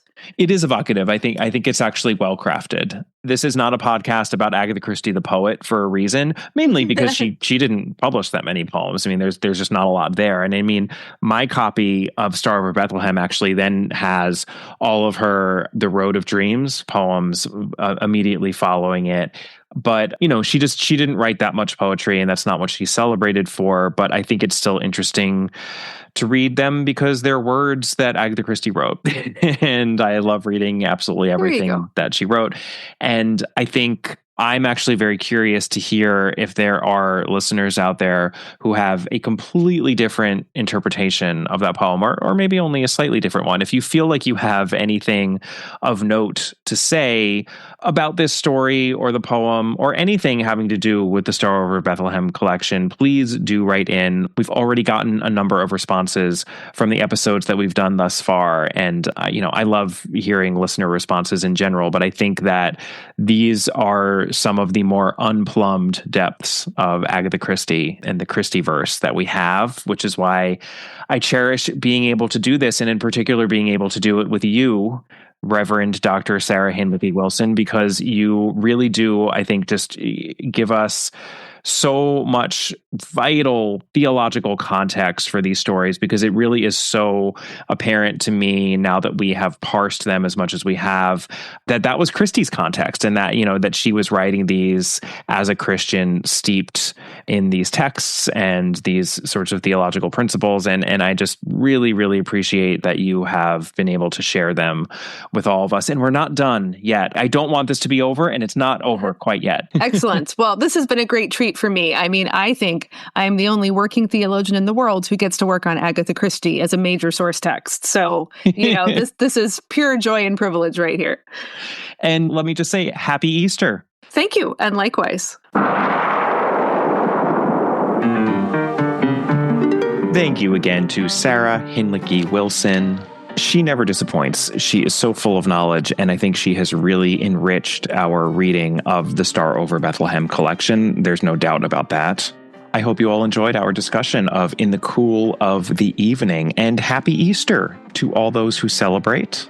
For my next episode, I did something a little different. I'm so excited about this one. One of my other previous guest co-hosts, the theater director Christopher Deal, recently put on a Poirot double bill here in my area in Southern California. He staged theatrical adaptations of the two Poirot short stories, Wasp's Nest and Yellow Iris. Both those adaptations, I hasten to add, were written by Agatha Christie herself. They're both adaptations with peculiar histories, which I will get into on the episode.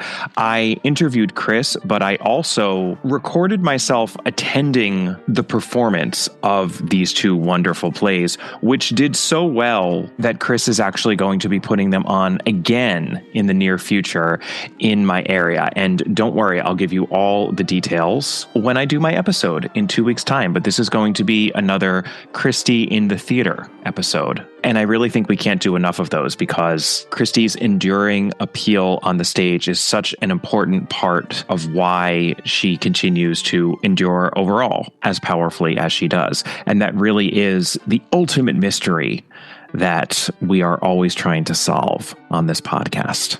And to be clear, I didn't record the plays themselves.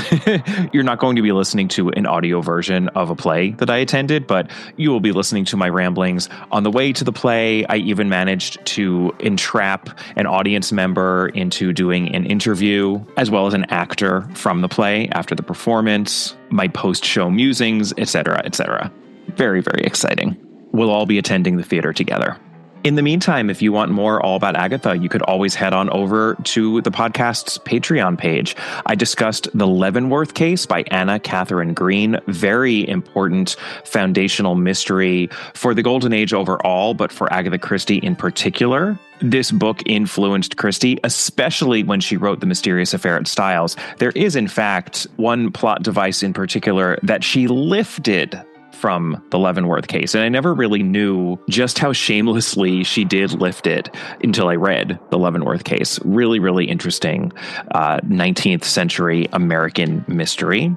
And for May's episode, I am going to be discussing the new adaptation of Towards Zero, which just came out on BritBox here in the US, starring Angelica Houston and Matthew Rhys. I'm sure many of you have either watched it by now or have plans to do so. So we'll be discussing that over on Patreon. I haven't watched it yet myself. I plan to in a few days' time. You can always email me at allaboutthedame@gmail.com, and you can find the podcast on Twitter at allaboutthedame and on Instagram at allaboutagatha. I should also remind you that there are still some tickets available for my upcoming appearance at the Agatha Christie Festival in September. I will be talking about Agatha Christie and true crime. There's a link to those tickets in the show notes. You can also find me on Facebook at Kemper Donovan Author. And as I mentioned at the top of the episode, I've also provided a link to the events page of my website in case you want more details on my upcoming tour in the South. Hope to see you there. If you can't make the tour, you can still buy the book I'm touring for, Loose Lips, the second mystery in my Ghostwriter Mysteries series. There's a link to that in the show notes. And as always, if you haven't yet done so, please do provide a rating and or a review for the podcast. I still get them trickling in, and I do always check, and I appreciate every single one of them. So keep them coming, and I'll see you next time. Bye.